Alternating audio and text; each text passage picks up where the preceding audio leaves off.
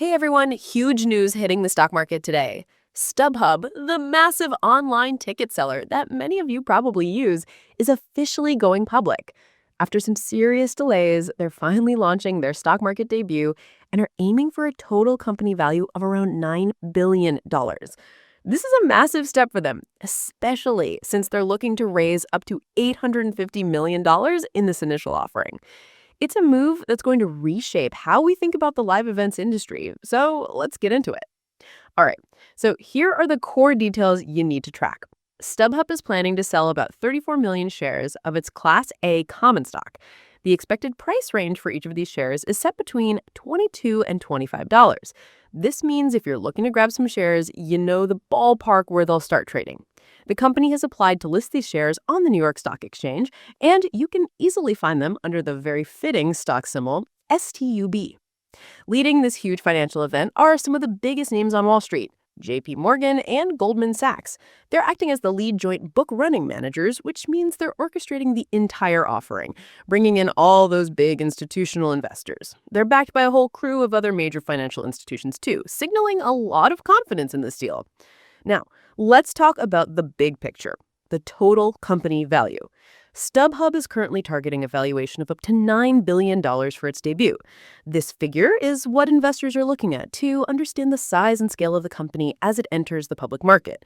But here's where it gets interesting. This is a significant adjustment from what StubHub was hoping for not too long ago. Back then, reports suggested they were aiming for a much higher total company value, closer to $16 billion for its public debut. That's a huge drop, almost cutting their ambition in half. And it really shows how much the market has cooled off for some tech and consumer-focused companies. It also gives you a hint that they might be trying to price this offering a bit more conservatively to ensure a successful launch after seeing some other recent IPOs perhaps getting a little too ambitious. If all goes well, StubHub is looking to pull in about $850 million from the sale of these shares. That's a chunk of change. And here's a bonus. The underwriting banks have an option lasting 30 days to buy up to an additional 5 million shares. If they exercise that option, the total amount of cash raised could actually climb even higher, potentially reaching around $970 million. This extra cash would be a huge boost for the company, giving them even more financial flexibility right out of the gate. So, how did StubHub become such a giant in the ticketing world? Well, it all started way back in 2000. The company was co-founded by Eric Baker and Jeff Floor. The story goes that Baker himself faced a problem trying to buy tickets to a sold-out Broadway show and realized there was no easy way to get them in a fragmented market. He wanted to create a transparent marketplace for event tickets, and that's how StubHub was born. Fast forward a few years, StubHub was bought by eBay in 2007 for about $310 million. But Eric Baker, the co-founder, didn't stay out of the game for long. He actually left StubHub before the eBay sale and went on to launch a rival ticket reseller in Europe called Viagogo. Then, in a fascinating turn of events, in 2020, his company, Viagogo, actually bought StubHub back from eBay for a massive $4 billion. Talk about a full circle moment. This means Eric Baker is very much in control. Even with StubHub now going public, he's set to hold an incredible amount of power. Sources indicate he will retain about 88% of the company's total voting power after the IPO. This is due to a special stock structure where his Class B stocks carry 100 votes each, compared to just one vote for the Class A shares being offered to the public. This is a common strategy for founders in tech-enabled companies to maintain long-term strategic control. StubHub isn't just a local player, they are a truly global operation. They brand themselves as StubHub in North America and Viagogo internationally. This dual brand strategy allows them to reach customers in over 200 countries and territories around the world. They've built a centralized technology and operation system that supports an impressive 33 languages and accepts payments in 48 different currencies. That kind of global infrastructure is tough for competitors to match. Just last year in 2024, StubHub saw buyers from all over the world purchase more than 40 million tickets on their platforms from over 1 million sellers. Think about that scale for a moment. They sold tickets for events in over 90 countries. And here in the US, they boast about 84% aided brand awareness, meaning almost everyone recognizes their name. This strong brand, combined with their global reach, gives them a powerful market position. Now, why is this happening now? Well, the live events industry has been absolutely exploding. People are increasingly prioritizing experiences over physical goods. We're talking about record-smashing concert ticket sales, like those seen for superstar Beyoncé's Cowboy Carter tour. This huge demand for out-of-home experiences and live entertainment has been a massive boost for the entire sector, including competitors like Live Nation Entertainment, the parent company of Ticketmaster. StubHub is right in the sweet spot of this booming market, connecting fans with tickets to their favorite sports, music, comedy, and theater events worldwide. Despite all that excitement, StubHub's journey to the public market hasn't been a straight line. They actually paused their initial public offering plans twice last year and again earlier this year. The main reasons: uncertainty around global trade policies and tariffs, particularly those enacted by the U.S. government, which made their stock market pretty volatile.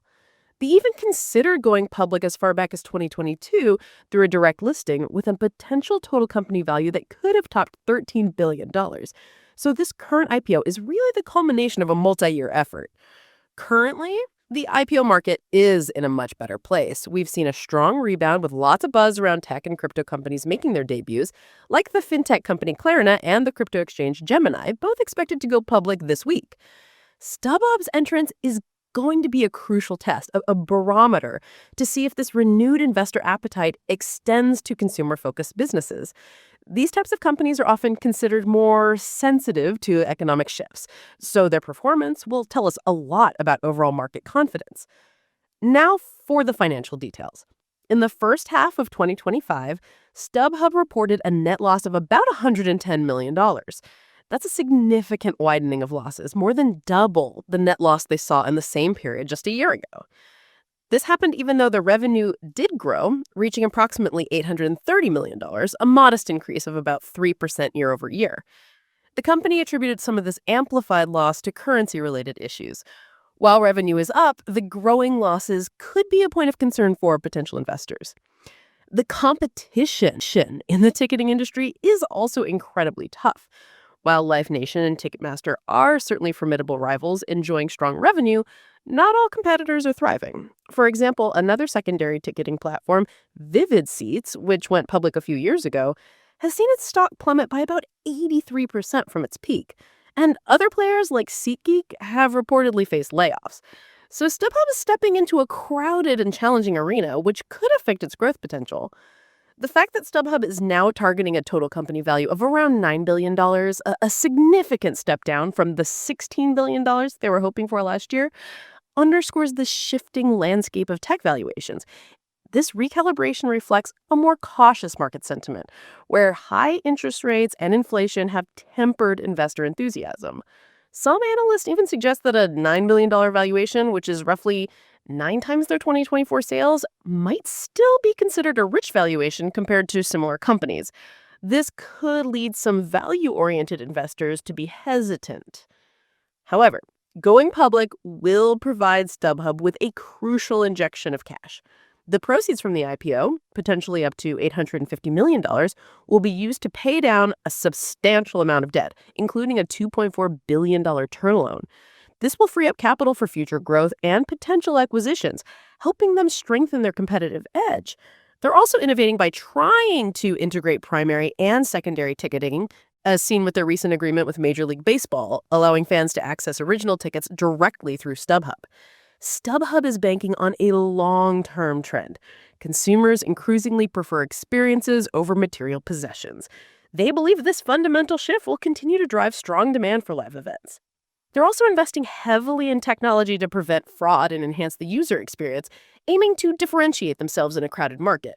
So while the immediate financial picture has its challenges, StubHub is positioning itself for the future of live entertainment. So, StubHub is making a bold move by finally going public. Will their global reach and strong brand awareness overcome the recent losses and intense competition? What do you think?